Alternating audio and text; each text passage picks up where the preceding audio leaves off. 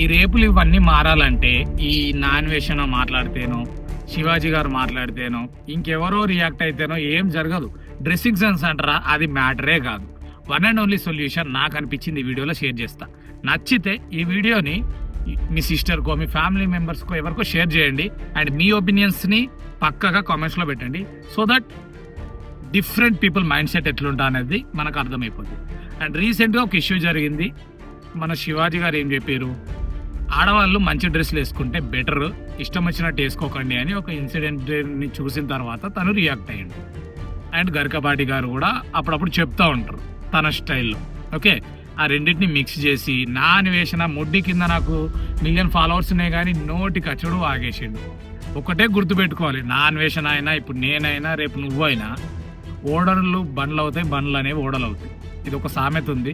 సామెతలు ఏమి ఊరికే తీసుకురారు, కొన్ని వందల వేల ఒక హిస్టరీ నుండి జరిగిన ఎక్స్పీరియన్సెస్ నుండి వస్తాయి ఇవి. నా ముడ్డి కింద 1 మిలియన్ ఫాలోవర్స్ ఉన్నారు, నేను ఏది చెప్పినా నడుస్తుంది అంటే నడవది.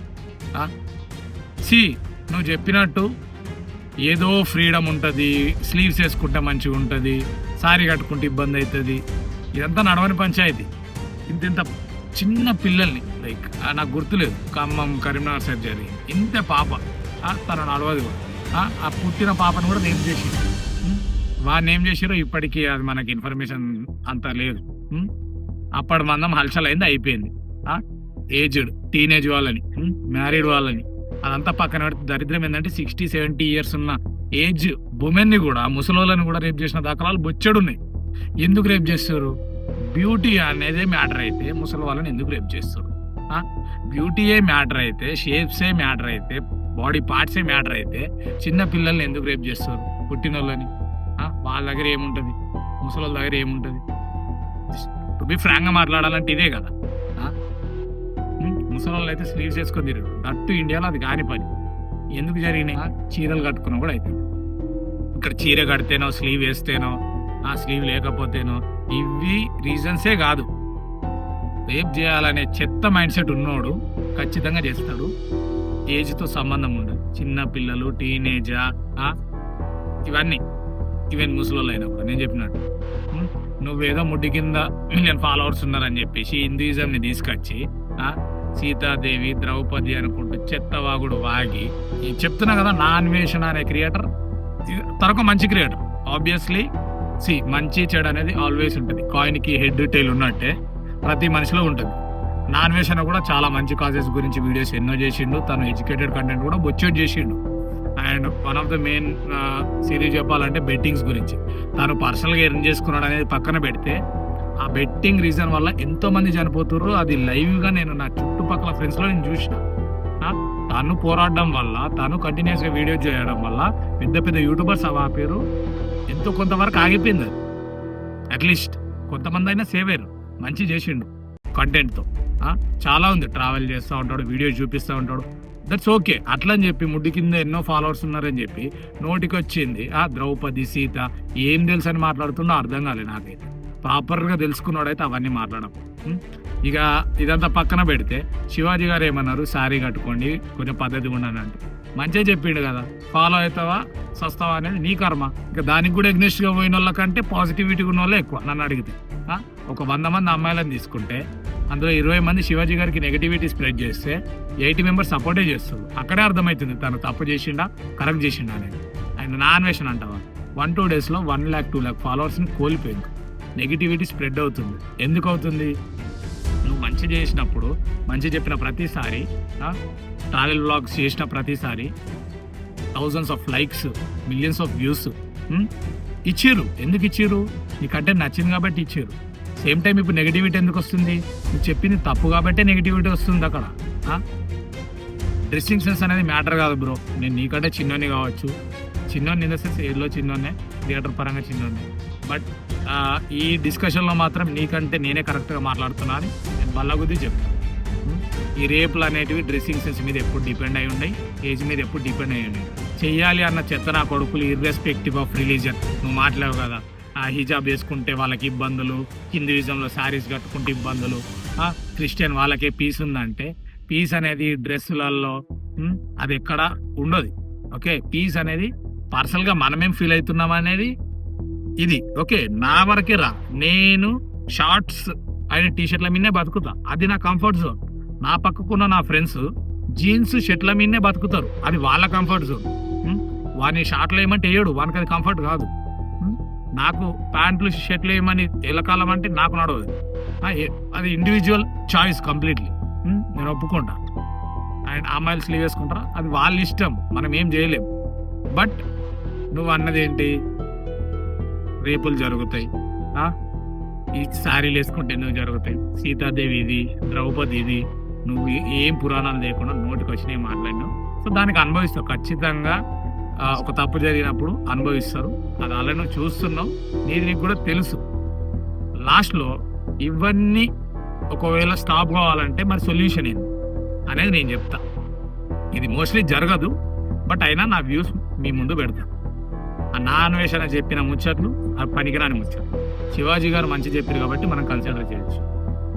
ఇప్పుడు అది జరుగుతుందో జరగదా అనే విషయానికి వస్తే ఇప్పుడు నేను చెప్పేది కూడా జరగదు, బట్ ప్రాక్టికల్గా ఇది ఒక్కటి ఉంటే మాత్రమే జరిగే ఛాన్స్ ఉంది. ప్రాక్టికల్గా మనం ఆలోచిస్తే ఎవడైతే రేప్ చేయాలనుకునే చెత్తనా కొడుకుంటాడో ఒక్కటే పెట్టుకుంటాడు మైండ్లో, రేప్ చేయాలి, తర్వాత ఏమైనా మనకి సంబంధం లేదు అన్న సైకో థాట్ తోటే ఉంటాడు.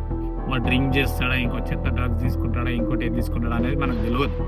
ఓకే, వాడు ఒక స్టేట్ ఆఫ్ మైండ్లో ఉంటాడు, దానికి ఏదైనా రీజన్ కావచ్చు. బట్ వాడు అది చేయడానికి రీజన్ ఏందో తెలుసా, చేసినా కూడా ఎవడేం బీకలేడని ఒకటే ధీమా. దట్టు మన ఇండియాలో, irrespective of parties, irrespective of government. వరల్డ్లో ఎన్నో కంట్రీస్ ఉన్నాయి, ప్రతి కంట్రీలో ముస్లిమ్స్ ఉన్నారు, క్రిస్టియన్స్ ఉన్నారు, హిందూస్, మెజారిటీ మైనారిటీస్ అన్నీ కలిపితే చాలా రిలీజియన్స్ ఉన్నాయి. ఇవి ఎక్కడన్నా ఆగుతున్నాయా? ఆగవు. ఎందుకు ఆగవు? బట్ కొన్ని కంట్రీస్లో అసలే ఉండవు రేప్స్. ఎందుకు? స్ట్రిక్ట్ లాస్ అనేటివి ఉండాలి. ఈ రోజు రేప్ చేస్తే వాడు రేప్ దొరుకుతాడా, ఎల్లుండి దొరుకుతాడా, నెక్స్ట్ 1 month 1 year అనేది పక్కన పెట్టు. దొరికిన నెక్స్ట్ డేనే వాడిని టార్చర్ చూపించి చంపేస్తారు, చంపి పైకి పంపుతారు. ఆ వార్త సర్క్యులేట్ అవుద్ది సోషల్ మీడియాలో కావచ్చు, న్యూస్ ఛానల్స్లో కావచ్చు అన్న ఒక భయం ఉంటే ఈరోజు ఒకటి చేయొచ్చు, రేపు ఇంకొకటి చేయొచ్చు. But 10th person, 12th person, 100th person, nth person అనేవాడు ఖచ్చితంగా వీళ్ళందరి చావులు చూసి భయం పుడుతుంది, మార్పు స్టార్ట్ అవుతుంది. గవర్నమెంట్ చేతిలోనే ఉంది. గవర్నమెంట్ యాక్షన్ తీసుకొని స్ట్రిక్ట్ లాస్ తెచ్చి దాన్ని అక్కడితోనే ముగిస్తే తప్పితే ఇవన్నీ ఆగవు. సాడ్లీ ఇన్ రియాలిటీ అది అలా మన ఇండియాలో వస్తుందా రాదా అంటే ఆబ్వియస్లీ 90% రాదనే నేను చెప్తా. వస్తే హ్యాపీ, రాకపోవచ్చు అనేది నా ఒపీనియన్. ఇది ఒకటే సొల్యూషన్ గవర్నమెంట్ చేతిలోనే ఉంది.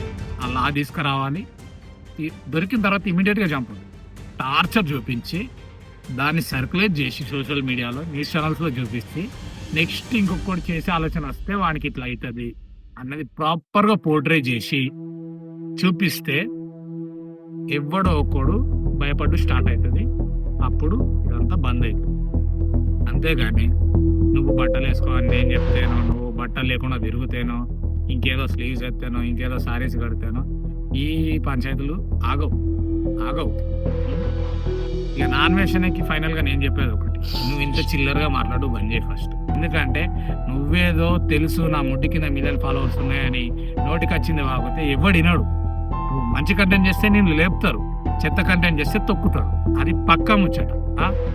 ద్రౌపది, సీత, నీకు నా బొంగు ఏం తెలుసో నాకు అర్థం కాదు, కానీ నోటికి వచ్చినాయి వాగినావు, దానికి అనుభవిస్తావు. నువ్వు ఈ అన్ని సోది సుత్తి మాటలు మాట్లాడితే నడవదు. నేను చెప్పింది కూడా గవర్నమెంట్ రూల్ రాదు, ఇది మారదు, ఇది నడుస్తూ ఉంటుంది అట్లా తరతరాలుగా. అది మనం చూస్తూ ఉండాలి అంతే. మనం ఒక్కటే మనం చేయాల్సింది ఏంటంటే స్ట్రిక్ట్లా రావాలి. ఏంది దొరికిందా మనకి చుక్కలు చూపించి అది బయట జనాలకు చూపించి అది కథం చేస్తుంది. అది వచ్చిన రోజే మారదు. డ్రెస్సింగ్ సెన్స్ ఇది ముచ్చటనే కాదు, అదొక్కటే నేను ఫైనల్గా చెప్పాలనుకుంటున్నా. ఇది నా వ్యూస్ దీని మీద. సో నాన్ వేషన్ మాట్లాడింది కంప్లీట్లీ రాంగ్. అండ్ ఈ వీడియో చూసిన తర్వాత నేను మాట్లాడింది కరెక్ట్ అనిపించిందా లేదనేది కామెంట్ చేయండి. మీ వ్యూస్ కూడా కామెంట్స్లో పెట్టండి. నవేడేస్ సోషల్ మీడియా వల్ల చాలా చేంజెస్ వస్తుంది. ఓకే, సో అందరూ కలిసి ఎంతో కొంత లైక్ జనాలకి తీసుకెళ్తే ఎక్కడొక్కడ గవర్నమెంట్ కూడా ఇంటర్ఫియర్ అయ్యి చేంజెస్ తీసుకురావచ్చు. చెప్పలేం, మేబీ ఛాన్సెస్ ఉన్నాయి కదా. Just try for it, hope for it. మన చేతిలో ఉంది ఒకటే, అలాంటి లాస్ రావాలని కోరుకోవడం తప్ప మనం చేసేది ఏమి. Thanks for watching. నా పేరు యూకే వర్స్ Uday Kumar. Vlogs and geopolitical issues, ఇలాంటి సెన్సిటివ్ మ్యాటర్స్, అలాగే నా రియల్ లైఫ్ స్టోరీస్, నేనేం స్ట్రగుల్స్ ఫేస్ చేసిన, ఇలాంటి ప్రతి కంటెంట్ యూస్ఫుల్దే మన ఛానల్లో వస్తూ ఉంటుంది. ఒక్కసారి చెక్అవుట్ చేసి నచ్చితేనే ఫాలో అయ్యి సపోర్ట్ చేయండి. సబ్స్క్రైబ్ చేయడం మర్చిపోదు. Thanks for watching.